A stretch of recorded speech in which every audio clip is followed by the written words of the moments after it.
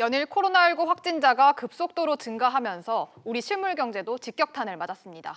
이르면 다음 주 정부가 대책을 내놓을 예정인데 추가 경정 예산안 편성과 함께 대통령의 헌법 권한인 긴급 명령도 논의된 것으로 알려졌습니다. 자세한 내용 취재 기자와 함께 알아보겠습니다. 박연신 기자 나와 있습니다. 자, 박 기자. 먼저 코로나19가 지금 국내 실물 경제에 미치고 있는 타격 어느 정도나 됩니까? 네, 이 대다수의 확진자가 포진돼 있는 대구와 경북 지역의 상점들은 거의 개점 휴업 상태고 국민들이 외출을 삼가면서 대다수의 자영업자들이 상당히 어려운 시간을 보내고 있습니다. 실제로 소상공인 연합회가 지난 13일부터 19일까지 소상공인 1000여 명을 대상으로 사업장 매출액 변화를 묻는 실태 조사를 실시했는데요.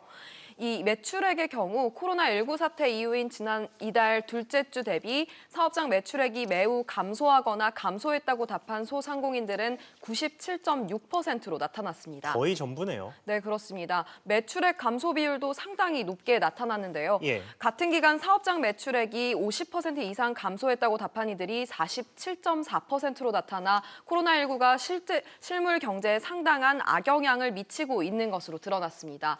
특히 대구 지역 내 대다수 상점들은 개점 휴업을 이어나가고 있고 백화점이나 복합 상가에는 고객들이 50에서 60%가량 줄어든 상태입니다.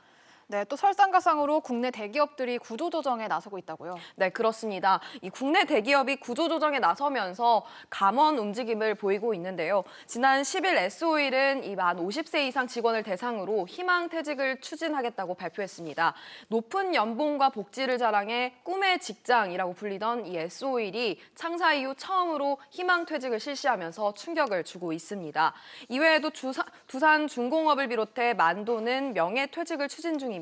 아시아나항공의 경우 대표이사 이하 모든 임원진이 사표를 제출한 상태고 일부 인력은 이 직원 무급 휴가를 실시 중입니다. 지난해 미중 무역 갈등으로 이 실적이 악화된 상황에서 코로나19 확산으로 올해 경영 실적 전망이 어두워지고 있는 상태인데 이 이유로 풀이되고 있습니다. 네, 관련해서 정부가 곧 대책을 내놓는다고 하던데 어떤 내용들이 좀 거론되고 있습니까? 네, 이 문재인 대통령은 예상을 뛰어넘는 범정부적인 특단의 대책을 준비하라고 지시한 상황이고 특히 직격탄을 맞은 자영업자들의 임대료 경감 조치를 이번 주 4일 연속으로 주문했습니다.